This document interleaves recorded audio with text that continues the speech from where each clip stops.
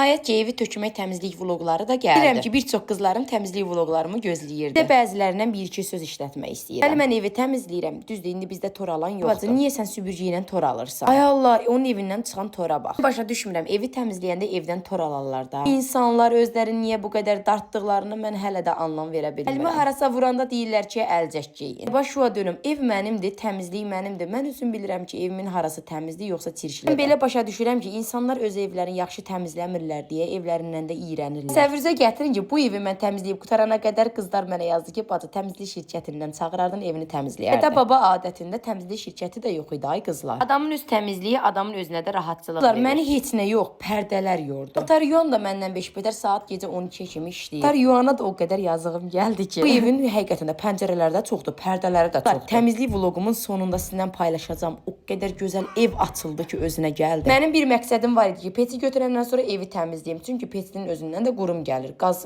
yandıranda isə qurum çıxır. Bu sizin üçün part 1 olsun. Part 2-ni isə qızlar ikinci vloqda gözləyin. Çünki vloqlarım isə çox uzundur qızlar. Təmizlik eləmək asan deyil, həqiqətən də çox çətindir. Arada buradan qadınlarımın hər birinə səslənirəm ki, hər xırda şeylərə deyinməyin, söz eləməyin. Həm evinizə qonaq gəlməz, həm də ki, evinizdən qaçar. Əlini ora vurma, əlini bura vurma. Söhbəti evi evdən qaçırdır. Bacınızdan sizə qəşəng söz olsun bu. Saçları da yığdım, yığışdırdım, qoydum aşağıya. İnşallah yayın ortasında yuyub təmizləyəcəm. Part 2-ni də gözləməyi unutmayın. Vloqumu bəyənib yorum yazmağı da unutmayın. Hələlik.